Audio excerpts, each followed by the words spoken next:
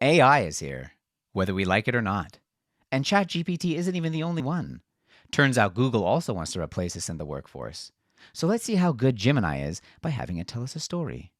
I asked Gemini to generate a 1 minute story featuring a bartender, a robot with a TV for a head, a tall woman in a long fur coat, 3 AA batteries, an omelet, and a brown briefcase, set in a 60s retro sci fi in deep space. The neon sign above the chrome door buzzed with a dying hum. The Stardust Lounge. Inside, Lenny, the bartender, a man with a face etched by 1,000 space whiskeys, polished a glass with a practiced sigh. A shuffle at the door announced a new customer. It was a sight to behold. A tall woman, all statuesque cheekbones and a fur coat that shimmered like a captured nebula, strode in.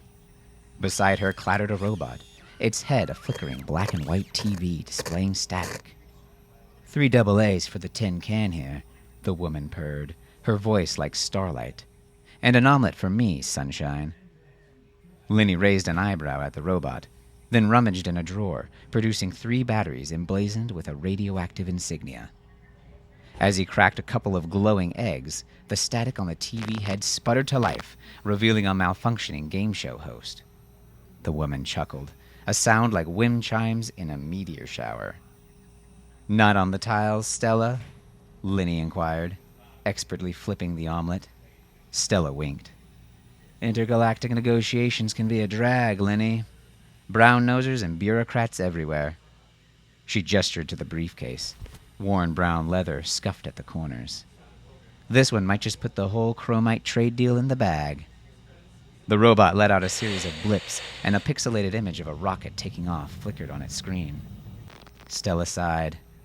He says he's tired of these meatbag planets. Wants to see the Andromeda Galaxy. Lenny slid the omelet across the counter. Space travel will do that to a fella. Puts things in perspective. Stella dug into the omelet, a dreamy look in her eyes. Maybe someday, Lenny. Maybe someday. The door whooshed open again, a gust of cold air bringing in the smell of jet fuel. Stella tossed a wad of bills on the counter, the tips glowing with an otherworldly luminescence. Keep the change, space cowboy. With a wink, she and her robotic companion were gone, leaving Lenny alone with the clinking of ice in an alien highball glass.